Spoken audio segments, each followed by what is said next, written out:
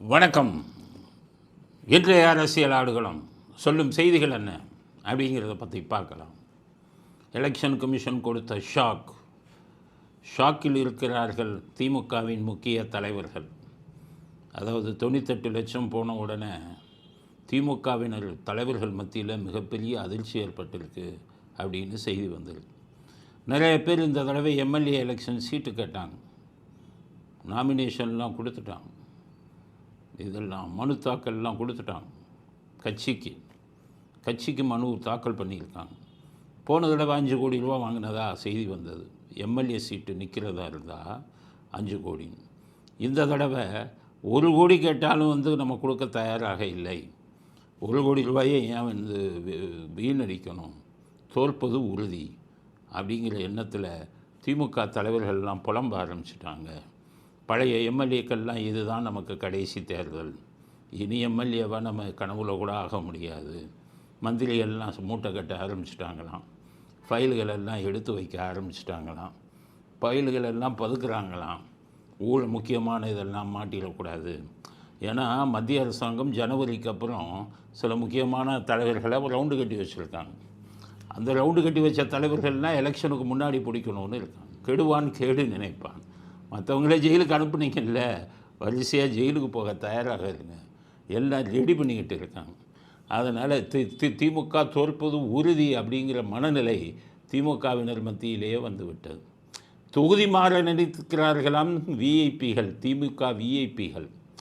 சில திமுக விஐபிகள் தொகுதி மாற போகிறாங்களாம். அது யார் தொகுதி மாற போகிறாங்க, ஏன் மாற போகிறாங்க அப்படிங்கிறத பார்ப்போம். முதல்ல ஸ்டாலின் கொளத்தூர் தொகுதியிலிருந்து வேறு தொகுதிக்கு மாற வேண்டும் என்று முடிவெடுத்திருக்கிறார். எங்கே போனாலுமே இப்போ இது இல்லையே, போலி வாக்குகள் இல்லையே, அதனால் எங்கே போகிறது, நம்பி போகிறது, தோற்று போயிடுமோங்கிற பயம் ஸ்டாலின் அவர்களுக்கே வந்து விட்டதாக திமுக வட்டாரங்களில் பேச்சு அடிபடுது. எங்கே போனால் ஏன் கொளத்தூர் வேணான்னாரு ஸ்டாலின் அப்படின்னு விசாரிக்கும்போது நமக்கு கிடைத்த செய்தி. ஏன்னா கொளத்தூரில் மொத்த வாக்காளர்கள் எண்ணிக்கை 2,81,000. ஸ்டாலின் ஏன் தொகுதி மாறணும்னு நினைக்கிறாருங்கிறதுக்கு காரணம் சொல்கிறேன். 2,81,000, அதில் 1,04,000 போயிடுச்சு போலி வாக்கு. இப்போ மீதி இருக்கிறது 1,80,000. இதில் 90,000 ஓட்டு வாங்கினாலே அவங்க ஜெயிச்சிருவாங்க. வெறும் 90,000 வாங்கினா ஜெயிச்சிருவாங்க. அதனால் இப்போ 1,80,000 தானே இருக்குது. நம்ம 90,000 வாங்க முடியுமா? ஏன்னா நம்ம ஓட்டு பூரா போயிடுச்சு, அந்த 1 லட்சம் ஓட்டு. ஏன்னா முன்னாடி 2,81,000 இருந்தது. அதில் கள்ள ஓட்டே 1 லட்சம், மீதி ஒரு 30,000-40,000 வாங்கி தான் குறைந்த வாக்கு வித்தியாசத்தில் ஜெயித்தார். இப்போ 1,81,000 நின்னால் நமக்கு உறுதியாக வெற்றி கிடைக்குமாங்கிற சந்தேகம் ஸ்டாலின் அவர்களுக்கு வந்து விட்டதால் ஸ்டாலின் அவர்கள் தொகுதியை மாற்றுவதற்கு திட்டமிட்டிருக்கிறாராம். அவங்க ஐடிவி இதில் இருக்குது, பென்னுன்னு சொல்லி அவங்களுடைய குடும்ப உறுப்பினர் மருமகன் பென் வச்சுருக்காரு. அங்கே சொல்லி வேறு எந்த தொகுதி நமக்கு சேஃபான தொகுதி அப்படின்னு பாருங்கள் அப்படின்னு சொல்லியிருப்பதாக ஒரு செய்தி வருது. அதனால் ஸ்டாலின் குளத்தூரில் நிற்பதில்லை அப்படிங்கிற முடிவுக்கு வந்து விட்டார். காரணம் 1 லட்சம் போலி வாக்குகள், 1,04,000 போலி வாக்குகள் அங்கு நீக்கப்பட்டு விட்டன. அதனால் ஸ்டாலின் தொகுதி மாறுவது உறுதியாகிவிட்டது. அதுக்கு அடுத்தது சேப்பாக் உதயநிதியோட தொகுதி. ரொம்ப சின்ன தொகுதி, 2,34,000 தான் ஓட்டு மொத்தமே. அதில் 89,000, கிட்டத்தட்ட 90,000 காலி போலி வாக்கு. அப்போ மீதி இருக்கிறது 1,50,000 தான். 1,50,000, 1,52,000, வெறும் 75,000 ஓட்டு வாங்கினா ஜெயிச்சிடலாம். அப்போ நம்ம நிலைமை என்ன ஆகும்னு பயம் சின்ன துணை முதல்வருக்கும் வந்து விட்டதாம். போன தடவை இந்த 2,34,000 ஓட்டில் 89,000 கள்ள ஓட்டு இருந்தும் அவர் என்ன பண்ணார், பாட்டாளி மக்கள் கட்சியோட ஒரு டீல் வச்சு நீங்கள் அந்த சீட்டை கேட்டு தோற்றுருங்க அப்படின்னு அவங்ககிட்ட ஒரு அமௌண்ட்டை பேசி அதிமுகலேருந்து பாட்டாளி மக்கள் கட்சி அந்த சீட்டை வாங்கி சேப்பாக்கில் நின்று தோத்தாங்க. இந்த தடவை அதிமுக பாஜக நிற்பாங்க, விஜய் வேறு நிற்கிறாரு. அப்போ இந்த 1,80,000 ஓட்டு இருக்க, இந்த 1,80,000 3ஆக பிரிஞ்சதுன்னா உதயநிதிக்கு கிடைக்க போகிறது எவ்வளோ ஓட்டு? அதனால் இங்கே நின்னால் தோல்வி உறுதி. தாத்தா காலத்திலேருந்து நின்ன தொகுதி. தாத்தா சேப்பாக்கும்பார். இந்த 89,000 ஓட்டை வச்சு தான் சொல்லியிருக்காரு. அதுக்கப்புறம் பேரன் போய் அங்கே பிடிச்சார். 89,000 இருந்தால் அவங்களுக்கு நம்பிக்கை வரல. பாட்டாளி மக்களுக்கு சீட்டை பணத்தை கொடுத்து சீட்டை வாங்க சொல்லி இப்படி தான் ஜெயித்தாங்க. அதனால் இளையவர்னு சொல்லக்கூடாது, எம்ஜிஆருக்குரிய பட்டம். சின்னவர்னு சொல்லக்கூடாது, எம்ஜிஆருக்கு தான் சின்னவர்னு பட்டம். இளையவர்னு சொல்லவும் கூடாது, ஏன்னா துணை முதல்வர்னே சொல்லிடும். துணை முதல்வரும் தோல்வி நிச்சயம் சேப்பாக்கில் அப்படிங்கிறத மனசில் வச்சு அவரும் வேறு தொகுதியை தேடிக்கொண்டிருக்கிறார். எந்த தொகுதியை தேடினாலும் இடிக்குது, எல்லா இடமும் போயிடுச்சே லட்சக்கணக்கில். சென்னையில் எங்கேயுமே நிற்க முடியாது. அதனால் தென் மாவட்டங்கள்லேயோ மற்ற மாவட்டங்கள்லேயோ போயிடலாம் அப்படின்னு தொகுதியை தேடிக்கொண்டிருக்கிறார் உதயநிதி அவர்களும் அப்படிங்கிற செய்தியும் வந்து. அதுக்கு அடுத்தது 1000 விளக்கு தொகுதி, ஸ்டாலின் அவர்களின் செல்ல தொகுதி. எப்போ பார்த்தாலும் அங்கே தான் நிற்பார். எல்லாம் நினச்சாங்க, என்னடா இது இங்கே இஸ்லாமியர்கள் ஓட்டு போட்டாங்களோ அதனால தான் நிற்கிறாரு. அதான் இல்லை, மொத்த வாக்காளர்களே வந்து எப்படின்னு கேட்டிங்கன்னா 2,40,000. இப்போ போனது 96,000 போயிடுச்சு. அப்போ என்ன இது 1,80,000 தான் இருக்குது. 1,80,000 கூட இல்லை, 1,50,000 தான் இருக்குது. 2,40,000. ஆக அங்கேயும் 70,000 வாங்கினா ஜெயிச்சிடலாம், 70-75 வாங்கினா ஜெயிச்சிடலாம். அதனால் அந்த தொகுதியும் ரிஸ்க்கான தொகுதியாயிடுச்சு, அதனால் இனி அங்கேயும் வேண்டாம் அப்படின்னு அவங்க அங்கே வந்து 1000 லைட்டுக்கு மாறலான்னு ஸ்டாலின் நினைக்கும்போது இல்லை, அதுவும் ஆபத்தான தொகுதியாகிவிட்டது, நம்முடைய ஃபேவரெட்டு 1000 விளக்கு தொகுதின்னு ஸ்டாலின் அங்கேயும் போய் யோசித்து கொண்டிருக்காராம், வேண்டாம் என்று. அடுத்தது அவங்க அப்பாவுக்கு வேண்டிய அண்ணா நகர் தொகுதி.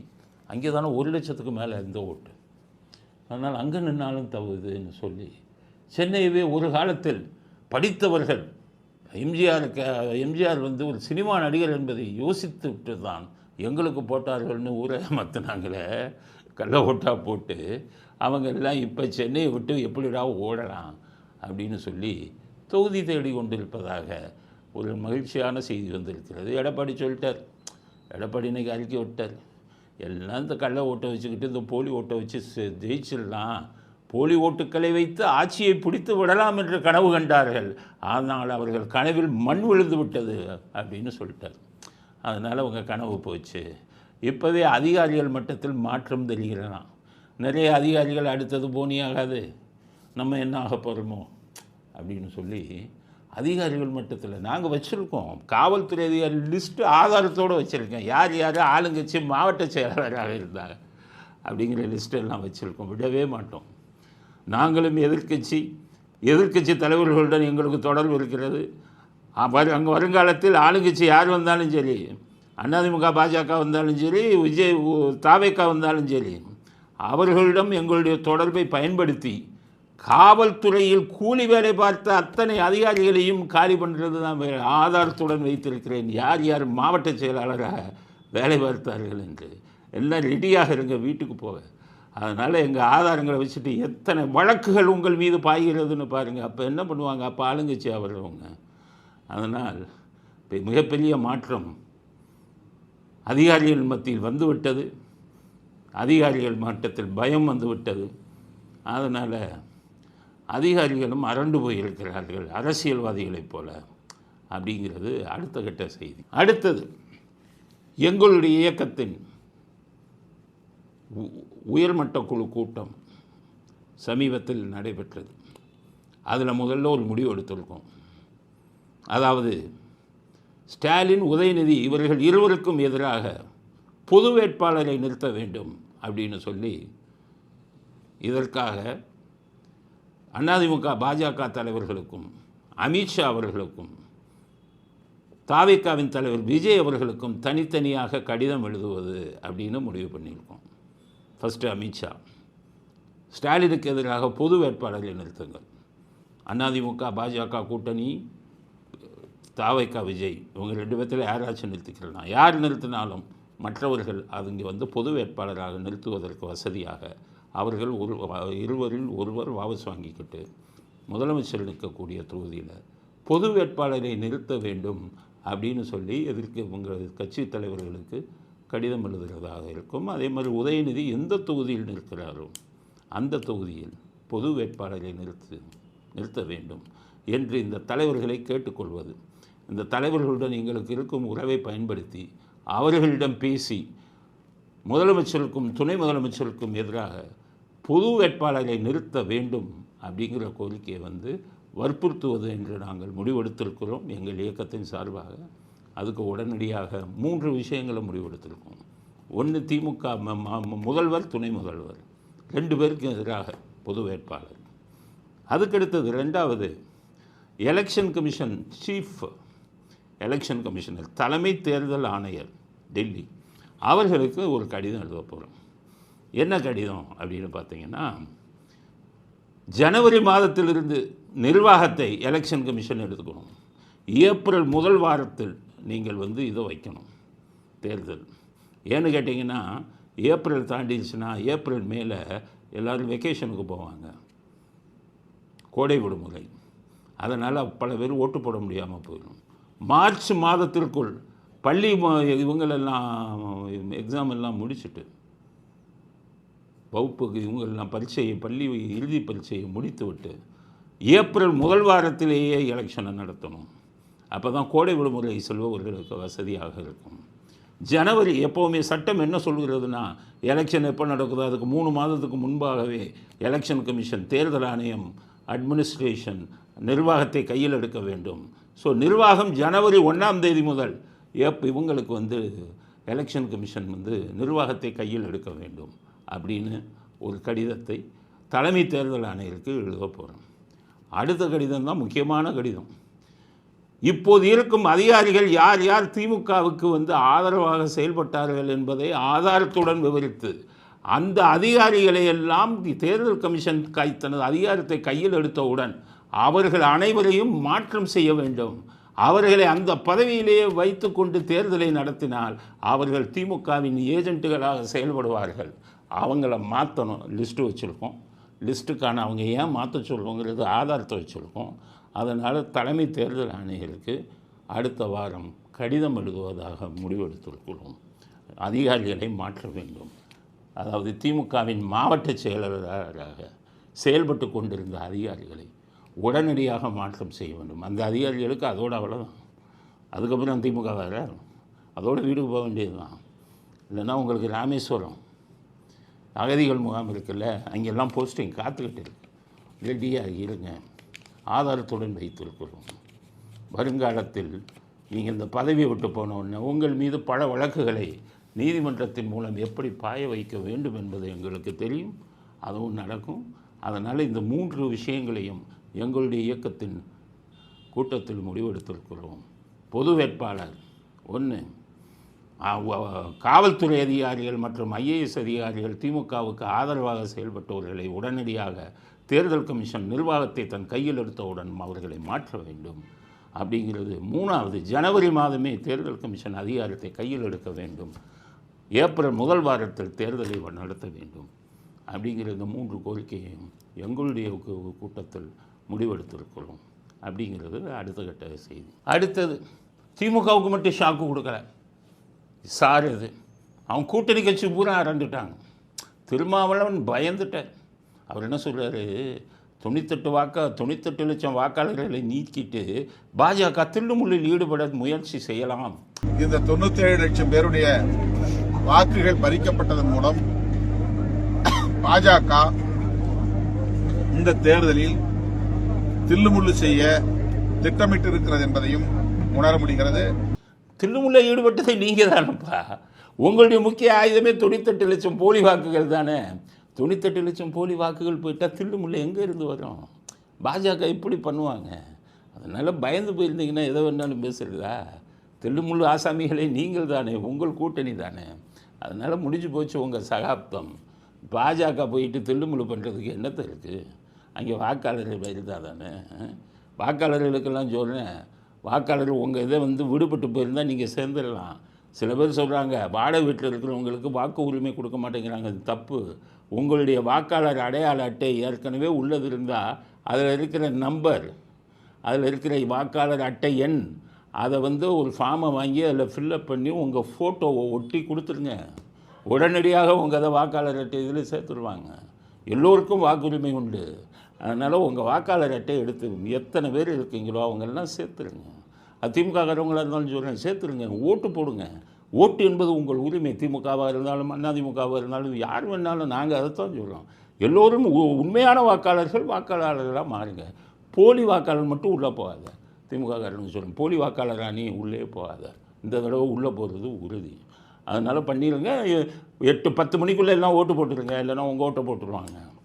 அதைத்தான் திருமாவளவன் சொல்கிறார். தில்லு முள்ளு சாமிகளே நீங்கள் தானே. இன்னொன்று என்ன திருமாவளவன் சொல்கிறாரு, வாக்குரிமையே பறிச்சுட்டாங்க, குடியுரிமையும் பறிக்க போகிறாங்க. எதுக்கு எதை போய் முடிச்சு போடுறாரு பாருங்க. வாக்குரிமையை பறித்து பிறகு குடியுரிமையை பறிக்கிற நடவடிக்கையிலும் அவர்கள் ஈடுபட இருக்கிறார்கள் என்பதுதான் நம்முடைய யூகமாக இருக்கிறது. குடியுரிமை எப்படி பறிக்க முடியும்? இந்த நாட்டிலே குடியிருக்கிறவங்க இப்படியே சொல்லி ஊரை ஏமாற்றிக்கிட்டு இருந்தீங்கன்னா எப்படி? இந்த நாட்டில் உங்கள் குடியுரிமையை பறிப்பதற்கு யாருக்கு அதிகாரம் இருக்குது? வெளிநாட்டுக்காரங்க இங்கே வந்திருந்தால் அவங்க குடியுரிமை தான் பறிப்போங்க. நல்லா புரிஞ்சுக்கோங்க. இந்த அரசியல்வாதிகள் இதை வைத்து அரசியல் நடத்துகிறார்கள். அப்படி யாரையும் உங்கள் நாட்டை விட்டு துரத்த முடியாது. இந்த நாட்டின் பிரதிநிதிகள் இந்த நாட்டோட பிரஜைகள் அவருங்க. வெளிநாடுகளில் இருந்து வந்து இங்கே தஞ்சம் அடைஞ்சிட்டு அவர்கள் குடியுரிமை கேட்டால் கொடுக்கப்பட மாட்டாது. நல்லா புரிஞ்சுக்கோங்க. திருமாவளவனே இதை நல்லா புரிஞ்சுக்கோங்க. நீங்கள் புரியாமல் சொல்கிறீங்களா இல்லை எலெக்ஷன் ஸ்டண்ட்டுக்காக சொல்கிறீங்களான்னு தெரியலை. அப்படிங்கிறத திருமாவளவன் ரொம்ப பயந்து போயிருக்காரு. பயப்பட வேண்டிய அவசியம் இல்லை. இனி தில்லுமுள்ளு என்பது தமிழ்நாட்டில் நடக்காது. வருங்காலத்திலையும் தில்லுமுள்ளு பண்ண முடியாது. உண்மையிலேயே மக்களிடம் செல்வாக்கு இருந்தால் தான் உங்களால் வெற்றி பெற முடியும் என்பதை திருமாவளவனுக்கு செய்தியாக நாங்கள் பதிவு செய்ய விரும்புகிறோம். அடுத்தது கிறிஸ்துமஸ் ஸ்பெஷல். திமுகவின் கிறிஸ்துமஸ் ஸ்பெஷல். பயம் வந்துருச்சு. எப்படியாவது அவங்க கிறிஸ்தவர்கள் காலில் விழுந்தாச்சும் ஓட்டை வாங்கணுமேனு பயங்கர யுக்தி பண்ணிக்கிட்டு இருக்காங்க. இந்த பக்கம் நெல்லைக்கு இவரை போக சொல்லிட்டாங்க, ஸ்டாலின். நெல்லையில் கிறிஸ்துமஸ் விழா. ஸ்டாலின் போய் கொண்டாட போயிட்டார். போய் கொண்டாடி இந்த வீடியோ பாருங்க. எல்லா கிறிஸ்தவங்களோடு சேர்ந்து ஃபோட்டோ எடுத்துருக்காரு.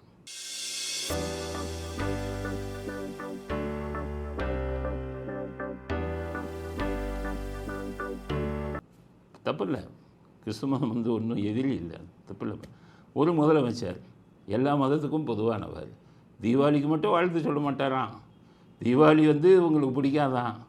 ஆனால் இந்துக்கள் மதத்தின் இவங்களை விழாவை இதாக நினைக்கிறவங்க, எதிரியாக நினைப்பவர்கள் இன்னொரு மதத்துக்கு போய் அங்கே போய் கலந்துக்கிறாங்க அப்படிங்கிறது. ஆனால் அதே மாதிரி இன்னொன்று பார்த்தீங்கன்னா, அந்த பக்கம் இவர் உதயநிதி அவர் வந்து கிறிஸ்மஸ் வாக்கிங் போகிறார்.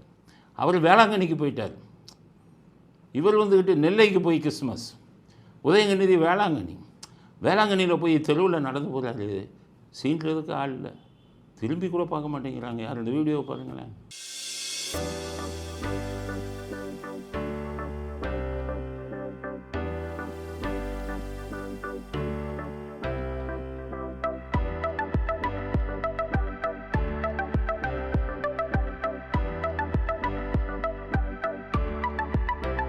கிறிஸ்தவ மக்கள் வந்து ரொம்ப விவரமானவங்க. அவங்களுக்கு நல்லவர்கள் யார் கெட்டவர்கள் யாருன்னு தெரியும். அதனால் இந்த கிறிஸ்தவ மக்கள் ஓட்டு அந்த 5-6% போனால் காலியாச்சு. ஏற்கனவே சாலில் போச்சு 15% காலி. என்ன 15% சொல்ல, நான் அந்த 98 லட்சத்தில் 90% ஓட்டை அவங்க போட்டவங்க. இவங்களுக்கு எல்லா கணக்கும் தெரியும். அந்த கணக்கை வச்சு தான் எங்கே அதிக கள்ள ஓட்டுக்கு போலி வாக்கு இருக்கோ அங்கே தான் போய் நிற்பாங்க. அப்படி தான் ஒரு தொகுதியை தேர்ந்தெடுத்தது. அதனால் கிறிஸ்தவர்கள் காலையாச்சும் போய் விழுவோம்னு சொல்லி தான் வாக்கிங் போனார் துணை முதலமைச்சர். தெருவில் திரும்பி கூட பார்க்கல. வீடியோவை பார்த்தீங்க. அதனால் சிறுபான்மையினர் மக்களின் வாக்குகள் எல்லாம் அவர் சிறுபான்மை இனத்தைச் சேர்ந்த விஜய் அவர்களுக்கும், மற்றபடி அதிமுகவுக்கும் நிற்கிற இடங்களில் பாஜக அவங்களுக்கு பிடிக்காதுல்ல அவங்களுக்கு. அதனால் இப்படித்தான் போகுமே ஒழிய சிறுபான்மையினர் மக்கள் நீங்கள் அதிமுக பாஜக இருக்கிறது, அங்கே ஓட்டு போட மனசு வரல நினைச்சிங்கன்னா நீங்கள் அத்தனை பேர் இவருக்கு சிறுபான்மை இனத்தை சேர்ந்த விஜய்க்கு போடுங்க. இஸ்லாமியர்களுக்கும் சொல்கிறேன், விஜய் வந்து இஸ்லாமிய இனத்தை சேர்ந்தவர், இது கிறிஸ்தவ இனத்தை சேர்ந்தவர். உங்களுக்கு வந்து ஒரு சிறுபான்மை பிரதிநிதியான அவருக்கு போடுங்க. சிறுபான்மை மக்கள் இந்த பக்கம் பாஜக இருப்பதாக நீங்கள் நினைத்தால் ஓட்டை வேஸ்ட் பண்ணிடாதீங்க. இவங்க போகிற வாக்கிங்கையும் நம்பாதீங்க, அவர்கள் கொண்டாடும் கிறிஸ்மஸ் விழாவையும் நம்பாதீங்க. அதே மாதிரி இன்னும் ஒரு ஸ்பெஷல் விஷயம் என்னன்னு கேட்டிங்கன்னா, உதயநிதி இப்போ விழா ஒன்று நடத்துகிறாங்க. அங்கே பார்த்தீங்கன்னா விஜய்க்கு ஆதரவு தெரிவித்த இளைஞர்கள், அதையாச்சும் பார்த்து கொண்டு போனாமா. உதயநிதியோட விழா ஒன்று நடக்குது, அங்கே கூட்டிகிட்டு போகிறாங்க. அங்கே வந்து விழா நடத்துகிறாங்க. விழா நடத்தும்போது ஒரு கலைஞர் இவர் வந்து இசைக்கலைஞரை கூப்பிட்டு, நீங்கள் மாணவர்களுக்கு மிமிக்ரி பண்ணுங்கள், குரல் மாற்றத்தில் பண்ணுங்கள் அப்படின்னு கேட்டால் எல்லோரும் விஜய் விஜய் விஜய்னு கற்று வந்த கூட்டம் பூரா. இந்த வீடியோவை பாருங்கள். அதில் என்ன சொல்கிறாங்கன்னா, அவர் கேட்குறாரு, எம்ஜிஆர் தான் உங்களுக்கு பிடிக்குங்கிறீங்க, எம்ஜிஆருக்கு அடுத்து யார் உங்களுக்கு பிடிக்குன்னா எல்லாம் கூட்டம் பூரா விஜய் விஜய்னு கத்துறாங்க. அது உதயநிதி கூட்டத்தில் யாரை கூட்டிகிட்டு வர்றதுன்னு தெரியாமல் கூட்டிகிட்டு வந்துட்டாங்க, பணத்தை கொடுத்துன்னு நினைக்கிறேன். இந்த வீடியோவை பாருங்கள்.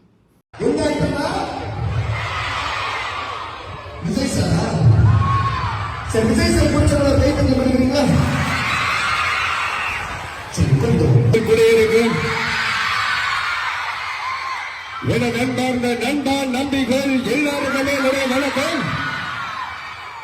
Kill them with your success, bury them with your smile. நன்றி, வணக்கம். ஆகவே உதயநிதி கூட்டத்திலேயே விஜய்க்கு ஆதரவு இப்படி இருக்குன்னா அப்போ என்ன ஆகிறது தேர்தல்? அதனால் ரொம்ப இதாகி கிறிஸ்மஸ் இதை வச்சுக்கிட்டு ஆயுதமாக வச்சு ஏதாச்சும் பண்ணலான்னு நினைத்தவர்களுக்கு மிகப்பெரிய தோல்வி தான் மிஞ்சி இருக்கிறது அப்படிங்கிறது அடுத்த கட்ட செய்தி. அதுக்கடுத்தது இவங்க திருப்பரங்குன்றம், அவர் நீதிமன்ற அவமதிப்பு வழக்குன்னு கொண்டு வந்தார். தலைமைச் செயலாளர் இருந்தாங்க, கலெக்டர் இங்கே மதுரையில் வந்து என்ன கேட்டாங்க, நாங்கள் ஒரு அறிக்கை தயார் பண்ணுறோம், கொஞ்சம் டைம் கொடுங்க. ஒரு 8ஆம் தேதி ஜனவரின்னு கொடுத்தாரு. உடனே இந்த கூட்டம் போய் அறிக்கை கொடுக்கறதுக்கு பதிலாக அந்த அதிகாரிகள்லாம் இது போய் அப்பீல் பண்ணிட்டாங்க. கண்டெம்ப்ட் ஆஃப் கோர்ட், தேர்தல் அவமதிப்பு வழக்குக்கு ஸ்டே கொடுங்கன்னு போயிட்டாங்க. அவங்க பார்த்தாங்க, என்ன எங்ககிட்டே விட்டுறீங்களா, நீங்கள் எங்களெல்லாம் பதவி நீக்கம் செய்யணும்னு சொன்ன ஆளுங்க தானேப்பா, அதனால் அதெல்லாம் கிடையாது, ஸ்டே கிடையாது, ஒன்றும் கிடையாது, முதல்ல போய் அவர் கோர்ட் அவமதிப்புக்கு பதில் சொல்லுங்கன்னு அனுப்பி விட்டாங்க. எல்லோருக்கும் ஒன்று சொல்கிறேன், நான் நீதித்துறையில் இருந்தேன், இனிமேல் நீதித்துறையில் இருக்கும் அனைவருமே திமுகவையும் அதன் தலைவர்களையும் தங்களுடைய எதிரியாக பார்க்க ஆரம்பித்து விட்டார்கள். எல்லாத்தையும் வந்து தீர்ப்பு வரும்போது உங்களுக்கு தெரியும். எந்த தீர்ப்பையும் இனி உங்கள் பக்கம் எதிர்பார்க்காதீர்கள் அப்படிங்கிறத திமுக தலைவர்களுக்கு செய்தியாக சொல்ல விரும்புகிறேன். போய் பாருங்கள், கபில் சிபலை வைங்களேன், போங்க சுப்ரீம் கோர்ட்டுக்கு, என்ன தீர்ப்பு வருதுன்னு பாருங்கள். அதுக்கப்புறம் என்ன ஆச்சு, அந்த இதை கேட்கணுமே, அந்த இம்பீச்மெண்ட் கொண்டு வந்தீங்களே சாமிநாதன் மேலே பதவி நீக்கத்து மீறுமா, இது என்ன ஆச்சு, அதோட வாய் மூடிட்டீங்களா? 120 கையெழுத்து போட்டு பயம் வந்துருச்சா? எல்லா ஜட்ஜுங்களும் ஒன்றா சேர்ந்துட்டாங்க, நம்மளை தீட்டிடுவாங்கன்னு. கொண்டு வாங்க, பார்லிமெண்ட்டுக்கு ஓட்டு எடுப்புக்கு கொண்டு வாங்க, பார்க்கணும்ல. தமிழ்நாட்டு மக்கள் என்ன ஏமாத்தணும்னு நினைக்காதீங்க. சும்மா ஜட்ஜுங்களை பயமுறுத்தலான்னு கொண்டு போனீங்க, அது மிஸ்ஃபயர் ஆகி உங்கள் மேலேயே வந்துருச்சு. அதனால் அதையும் கொண்டு வாங்க. உங்களுக்கு உயர்நீதிமன்றம் இதில் போனீங்க, பெஞ்சில் ஸ்டே கிடையாதுன்ட்டாங்க. உச்சநீதிமன்றம் போங்க, அங்கேயும் தள்ளுபடி பண்ணுவாங்களே. சரியாக மாட்டிக்கொண்டீர்கள். அதனால் திருப்பரங்குன்றத்தில் இவர் சொல்கிறார், இவர் திருப்பரங்குன்றம் விஷயத்தில் சேகர் பாபு முதல்வரோடு முருகன் கை கொடுத்துள்ளாராம். முருகனோடு முதல்வர் கை கொடுத்துள்ளார்னு சொல்லலாம். முதல்ல முதல்வரோடு முருகன் கை கொடுத்துலாம், முருகன் 2வது. அதனால் முதல்வரிடமிருந்து முருகனை யாரும் பிரிக்க முடியாதான், கடவுளை 2 அம்சமாக்கிட்டாங்க. என் அப்பன் முருகன் திராவிட முன்னேற்ற கழகத்தினுடைய தலைவர், திராவிட மாடல் ஆட்சியின் நாயகனோடு இருக்கின்றார் என்பதற்காகத்தான் இதை ஊதி பெரிதுபடுத்த நிற்கின்றார்கள். ஆகவே முருக கடல் எங்கள் முதல்வரோடு கைகோர்த்து கொண்டிருக்கின்றார். எந்த சக்தியாலும் முருகரை எங்களிடமிருந்து பிரிக்க முடியாது, பிரிக்க முடியாது, பிரிக்க முடியாது. அதனால் திருச்செந்தூரில் ஒரு நாளைக்கு லட்சக்கணக்கான பேர் சாமி கும்பிட்றாங்க. அந்த லட்சக்கணக்கான பேரில் ஒரு ஆள் கூட உங்களுக்கு ஓட்டு போட மாட்டாங்க. அறுபடை வீடுகளில் தமிழ்நாடு பூரா பார்த்திங்கன்னா பல லட்சம் கும்பிட்டுக்கிட்டு இருக்காங்க. ஆக முருக பக்தர்கள் தமிழ்நாட்டில் அதிகம். காரணம், முருகர் தமிழ் கடவுள். அந்த கடவுளுக்கு ஏற்ற வேண்டிய தீபத்தையே அரசியலாக்கி மத உணர்வுகளை தூண்டிவிட்டீங்களே, எப்படி உங்களுக்கு ஓட்டு போடுவாங்க? முருகனை கும்பிடும் பக்தர்கள் இனி எப்படி உங்களுக்கு ஓட்டு போடுவாங்க? சேகர்பாபுக்கு சொல்கிறேன், முருகரோடு வந்து இணைச்சு பேசாதீங்க ஸ்டாலின் அவர்களை. நீங்கள் மதம் பார்த்து, கடவுளை பார்த்து எவ்வளவு புண்படுத்தி இருக்கீங்க இந்து மக்களின் நம்பிக்கையை. இன்னும் அதை விடாமல் அரசியலாக்கிக் கொள்ள வேண்டும் என்று நினைத்தால் அது இனி தமிழ்நாட்டில் நடக்காது. அதனால் கார்த்திகை தீப விஷயம் இத்துடன் முடிந்து விடாது. அது இன்னும் கோர்ட் அவமதிப்பில் இருந்தப்பெல்லாம் போய் பல பேரை முருகன் தண்டிக்கப் போகிறார், பல பேரை இந்த தேர்தலில் சூரசம்ஹாரம் முருகன் செய்ய போகிறார் அப்படிங்கிறது தான். திருப்பரங்குன்றத்தை பற்றி நீ பேசாதீங்க அப்படிங்கிறது தான் அடுத்த கட்ட செய்தி. அடுத்தது ஒரு பத்திரிகையாளர் அவர் விஜயை பற்றி ரொம்ப தாக்கி பேசியிருக்கார். நக்கீரன் கோபால் அப்படிங்கிற பத்திரிகையாளர்.